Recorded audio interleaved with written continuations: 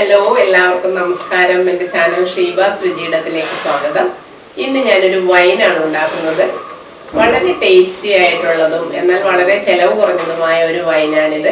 പാളയങ്കോടൻ പഴം വെച്ചുള്ള 10 ദിവസം കൊണ്ട് തന്നെ പെട്ടെന്ന് തയ്യാറാക്കാൻ പറ്റുന്ന ഒരു അടിപൊളി വൈനാണ്. അപ്പോൾ വീഡിയോ കണ്ട് എല്ലാവരും ഉണ്ടാക്കി നോക്കണം. ഇഷ്ടമായ ലൈക്ക് ചെയ്യാനും ഷെയർ ചെയ്യാനും മറക്കരുത്. നമുക്ക് വീഡിയോ കണ്ട് നോക്കാം. വൈൻ ഉണ്ടാക്കുമ്പോൾ നമ്മൾ അതിന് വേണ്ട എല്ലാ സാധനങ്ങളും നല്ലവണ്ണം കഴുകി ഉണക്കി ഈർപ്പരഹിതമാക്കിയതായിരിക്കണം. അത് നമ്മൾ പ്രത്യേകം ശ്രദ്ധിക്കണം. ഭരണിയൊക്കെ തലേദിവസമേ കഴുകി വെയിലത്ത് വെച്ച് ഉണക്കി ഒട്ടും ഈർപ്പമില്ലാത്ത രീതിയിൽ എടുക്കണം. ഇപ്പോൾ പാളയങ്കോടൻ പഴം ഞാൻ 1 കിലോയാണ് എടുത്തിരിക്കുന്നത്. വലിയതാണെങ്കിൽ ഒരു 10 എണ്ണം. അത് ഇതുപോലെ ചെറുതായിട്ടൊന്ന് അരിഞ്ഞെടുക്കാം. മുഴുവൻ പഴവും ഞാൻ വട്ടത്തിൽ അരിഞ്ഞെടുത്തിട്ടുണ്ട്. 1 കിലോ പഴത്തിന് 3/4 കിലോ പഞ്ചസാരയാണ് വേണ്ടത്. ഞാനിവിടെ 600 ഗ്രാമേ എടുത്തിട്ടുള്ളൂ. പഴത്തിന് നല്ല മധുരമുള്ളത് കൊണ്ട് കുറച്ച് സ്പൈസസ് വേണം. പട്ട, ഗ്രാമ്പു, കുരുമുളക്, ഏലക്ക, 3 വറ്റൽമുളക് medium size, instant east 1 table spoon. ഇത്രയുമാണ് നമുക്ക് വേണ്ടത്. പിന്നെ 1.5 ലിറ്റർ തിളപ്പിച്ചാറിയ വെള്ളവും കൂടി വേണം. നല്ലവണ്ണം കഴുകി വൃത്തിയാക്കിയ ഭരണിയിലേക്ക് നമുക്ക് ലെയർ ചെയ്ത് പഞ്ചസാരയും പഴവും ഇട്ട് കൊടുക്കണം. കുറച്ച് പഴം ഇടുക, പിന്നെ അതിൻ്റെ മുകളിൽ പഞ്ചസാര ഇടുക, വീണ്ടും പഴം, പിന്നെ പഞ്ചസാര, അങ്ങനെ ലെയർ ചെയ്ത് ഫുള്ളും ഇട്ട് കൊടുക്കണം. നമ്മൾ പഴം എടുക്കുമ്പോൾ വളരെ ശ്രദ്ധിക്കണം. ഒരുപാട് പഴുത്ത് ചീഞ്ഞു പോയ പഴമൊന്നും എടുക്കരുത്. നല്ല വൃത്തിയിൽ ഒത്തിരി പഴുക്കരുത്, എന്നാൽ പഴുത്തതുമായിരിക്കണം. അങ്ങനെയുള്ള പഴം വേണം എടുക്കാനായിട്ട്. ചീഞ്ഞതോ കേടുള്ളതോ ഒന്നും ഇതിനെടുക്കരുത്. പാളയങ്കോടൻ പഴമാണ് വൈനിന് എപ്പോഴും നല്ലത്. മറ്റുള്ള പഴങ്ങളൊക്കെ വെച്ച് ഉണ്ടാക്കിയാൽ ഇത്രയും ടേസ്റ്റൊന്നും കിട്ടില്ല. ഇത് വെറും 10 ദിവസം കൊണ്ടാണല്ലോ നമ്മൾ ഈ വൈൻ ഉണ്ടാക്കി എടുക്കുന്നത്. 11ാമത്തെ ദിവസം നമുക്കിത് എടുത്ത് യൂസ് ചെയ്യാൻ പറ്റും. അതാണ് ഈ പഴം വൈനിൻ്റെ ഒരു പ്രത്യേകത. പിന്നെ ഇത് നമ്മൾ ദിവസവും ഇളക്കി കൊടുക്കണം.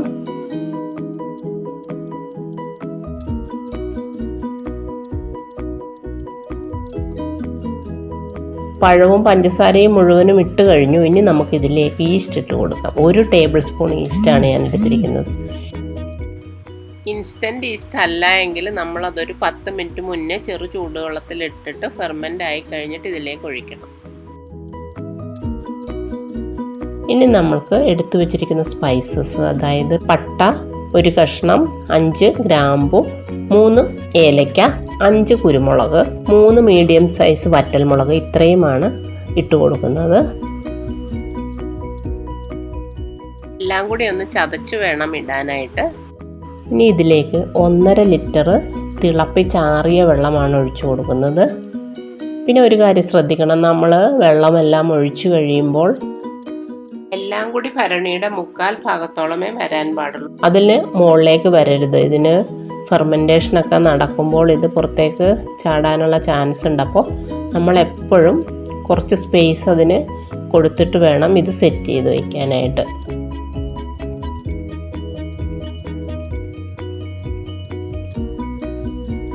ഇപ്പോൾ 1 കിലോ പഴത്തിന് ഞാൻ 1.5 ലിറ്റർ വെള്ളമാണ് എടുത്തിരിക്കുന്നത്. അതിനനുസരിച്ചുള്ള പാത്രം നമ്മൾ സെലക്ട് ചെയ്യണം.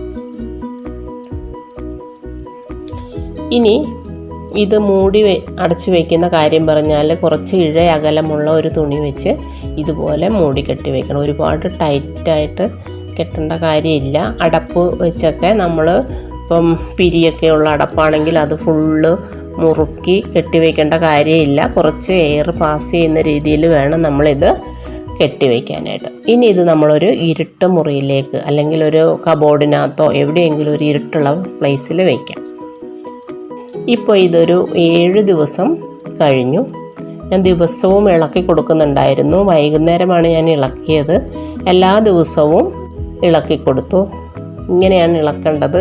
അത് നമ്മൾ ഇളക്കുമ്പോൾ ആ സെയിം ഡയറക്ഷനിൽ തന്നെ ഇളക്കണം. ഇന്ന് വൈകുന്നേരമാണ് ഇളക്കുന്നതെങ്കിൽ എല്ലാ ദിവസവും വൈകുന്നേരം അതും ആ ഒരേ ദിശയിലേക്ക് തന്നെ നമ്മൾ ഇളക്കി കൊടുക്കണം.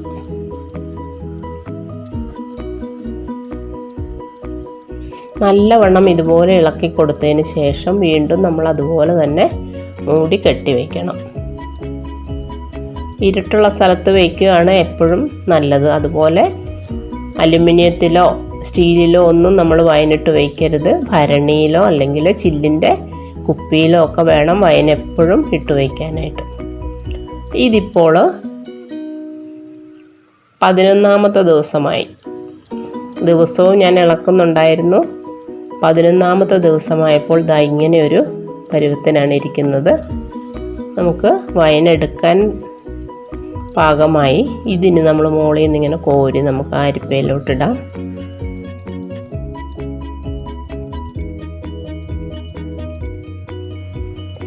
ഇതിനു വേണ്ടി അരിച്ചെടുക്കാനായിട്ട് വൃത്തിയുള്ള ഒരു അരിപ്പ പാത്രം നല്ലവണ്ണം കഴുകി ഉണക്കിയെടുക്കണം. അതുപോലെ ഒരു ഗ്ലാസിൻ്റെ ഒരു പാത്രം വേണം ഇത് അരിച്ച് ഒഴിക്കാനായിട്ട്. പിന്നെ വേണ്ടത് നല്ല വൃത്തിയുള്ളൊരു തുണി, അതും കഴുകി ഉണക്കിയെടുക്കണം. ഇത്രയും കൂടി നമ്മൾ നേരത്തെ തന്നെ കരുതി വെച്ചേക്കണം. ഇനി ഈ അരിപ്പ പാത്രത്തിലേക്ക് നേരിട്ട് ഒഴിച്ചു കഴിഞ്ഞാൽ അതിൻ്റെ പാർട്ടിക്കിൾസൊക്കെ താഴെ വരാനുള്ള ചാൻസ് ഉണ്ട്. അപ്പോൾ നമ്മൾ അരിപ്പ പാത്രത്തിൻ്റെ മുകളിലേക്ക് നല്ലവണ്ണം കഴുകി വൃത്തിയാക്കി ഉണക്കിയെടുത്ത തുണി വെച്ചിട്ട് അതിലേക്ക് നമുക്ക് വൈൻ ഒഴിച്ചു കൊടുക്കാം.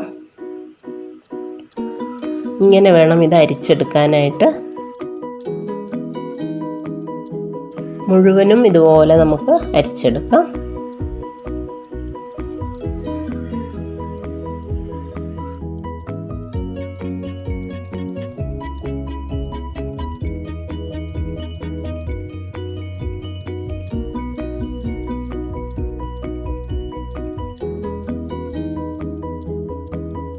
ഇനി ഇത് നല്ലവണ്ണം ഒന്ന് പിഴിഞ്ഞെടുക്കണം. ഇതുപോലെ പ്രസ് ചെയ്ത് കൊടുത്താൽ മതി. അപ്പോൾ അതിൻ്റെ ആ വൈൻ മുഴുവനും താഴേക്ക് വന്നോളും.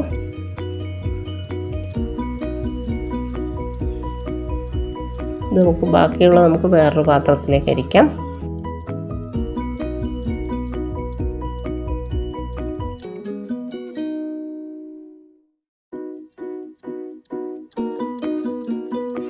ഇപ്പോൾ ഇതുപോലെ നമ്മുടെ വൈൻ റെഡിയായി കിട്ടിയിട്ടുണ്ട്.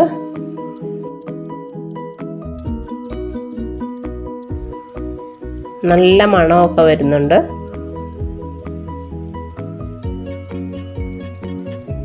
ഇത് കണ്ടോ, അടിപൊളി വൈനാണിപ്പോൾ റെഡിയായിരിക്കുന്നത്. ഇനി നമുക്കിത് മുഴുവനും ബോട്ടിൽ ചെയ്ത് വെക്കണം. ഇപ്പം മുതലേ ഇത് യൂസ് ചെയ്യാൻ പറ്റും, നല്ല ടേസ്റ്റാണ്. പിന്നെ നമ്മളിത് ബോട്ടിൽ ചെയ്ത് വയ്ക്കും തോറും ടേസ്റ്റും കൂടും, അതുപോലെ തന്നെ ട്രാൻസ്പെറൻ്റ് ആവുകയും ചെയ്യും. അപ്പോൾ നിങ്ങളെ കാണിക്കാൻ വേണ്ടിയിട്ടാണ് ഞാനിതിപ്പോൾ ട്രാൻസ്പെറൻറ്റ് ബോട്ടിലിൽ ഒഴിച്ചു വെക്കുന്നത്. ശരിക്കും വൈനൊക്കെ നമ്മൾ ഡാർക്ക് കളേർഡ് ബോട്ടിലാണ് സൂക്ഷിക്കേണ്ടത്.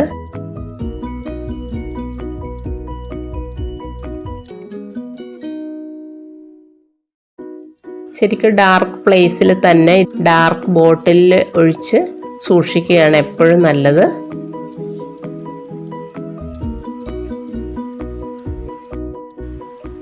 കുപ്പിയുടെ 1/4 ഭാഗം മാത്രമേ നമ്മൾ വൈൻ ഒഴിച്ച് ഫില്ല് ചെയ്ത് വെക്കാൻ പാടുള്ളൂ. ഇതിപ്പോൾ ഞാനൊരു ബോട്ടിൽ ചെയ്തിട്ട് 5 ദിവസം കഴിഞ്ഞപ്പോഴേക്കും ഒന്ന് എടുത്ത് നോക്കുവാണ്. കുറച്ചുകൂടി നല്ലവണ്ണം തെളിഞ്ഞു വന്നിട്ടുണ്ട്. ഇത്രയും തെളിഞ്ഞിട്ടുണ്ട്. അപ്പോൾ നമ്മുടെ അടിപൊളി വൈനാണിത്. എല്ലാവർക്കും വളരെയധികം ഇഷ്ടപ്പെടും. എല്ലാവരും ഉണ്ടാക്കി നോക്കണം. 11 ദിവസം കഴിഞ്ഞപ്പോൾ ഞാൻ വൈൻ അരിച്ചെടുത്തു.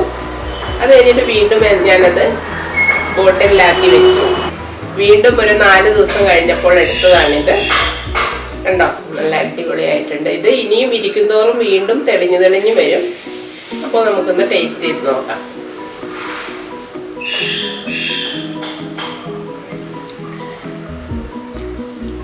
സൂപ്പറാണ്. എല്ലാവരും ഉണ്ടാക്കി നോക്കണം.